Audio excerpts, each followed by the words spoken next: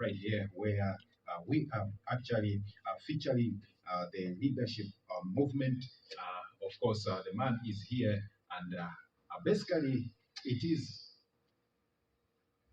okay. Let's do this.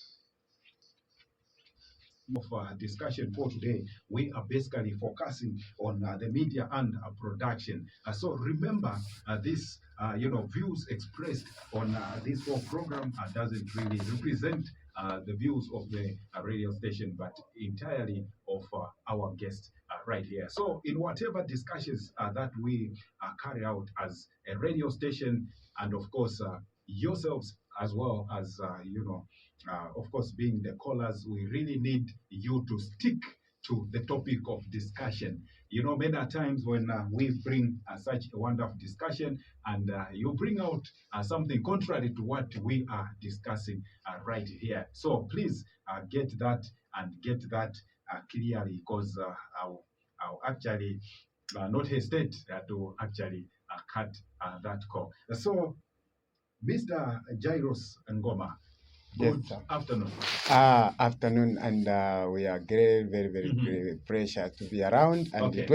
happy 2023. Happy 2023. And the Mr. listenership as well. All right. So before we actually go into the nitty-gritty of this whole discussion, how is leadership movement so far in the year 2023? We are on the move, and as the case is, it was on Friday when we are receiving the ballot papers at the airport there. We are by-elections. We have 4 by-elections which are taking place, and currently leadership movement is taking part in the 2 by-elections, the one in Kasama and the one in that is Kashikishi, Nsama area. So leadership movement, we are on the move, and President Silumbe and the party at large. This is why we were very, very challenged by the media also to look at our manifesto that we have said media should go global. And we had to have a gala for the media at Radisson Blue there in Lusaka, so that we appreciate the work that you, the people, are going through under difficult conditions. We needed policies. So as to answer you, we are slowly trying to get the momentum, because what we cannot forget to appreciate is that the new dawn on the aspect of the freedom. Now, when we are talking, people should be listening, because they are always tagging in the name of opposition. Even if you say anything credible, you are just dusted, like you are just people, a bunch of critique. But we are saying on the aspect of freedom, we could safely say they have done it, though what happened in Eastern Province, we don't want it to happen, where you, the media, you were, deliberating on the FISIP, but you know what happened, where you were beaten up. So Kadarism is the thing of the past. So we want to remind them that they should continue with the route where today we can sell our manifesto without any pangas and Kadarism. Kadarism is there, but they have managed to control it. This is why we are telling them that they need to remember that the people said no to Kadarism, and they shouldn't allow it to brew.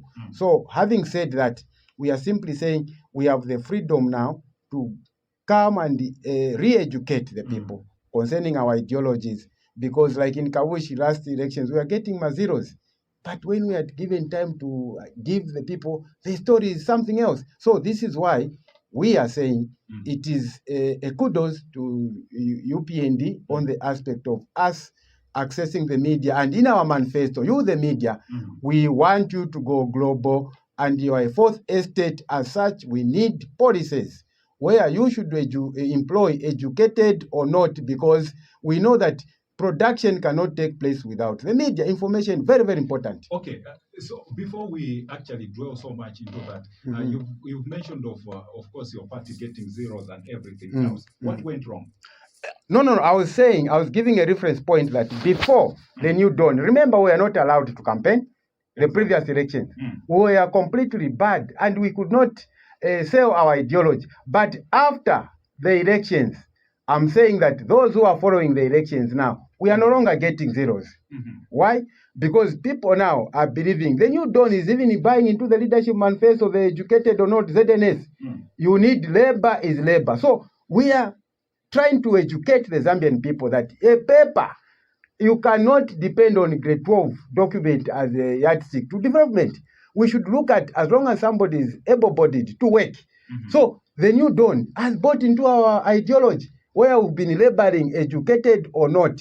So when we talk like this, we are simply trying to qualify the point that we used to get zeros in the previous elections. You remember there was no size. It wasn't just a leadership movement, a number of political parties. But now that we are participating in these elections, you saw what happened in Katimba here. We even managed to beat the PF in Katimba. We came number 3. Why? Because we have time to preach and tell the people our manifesto, owning land with title deed is the need of the moment. We need state farms back, educated or not. We need to do tax breaks, tax holidays. We need local business to grow big and better. Support your local team. Local is lacquer.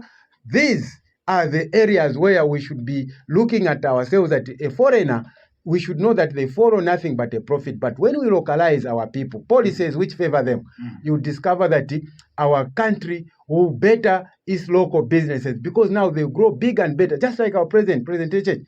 These are the billionaires we have. Now imagine we have policies where we have a number of our young entrepreneurs to grow big and better. It means Zambia will have now the muscle locally, unlike the capital flight which is going. So this is why we are acknowledging the new dawn. But having said that, we are very clear when they don't do something which goes to the line of production, we don't hesitate. Like where foreigners are given tax concession, like in the mines, imagine.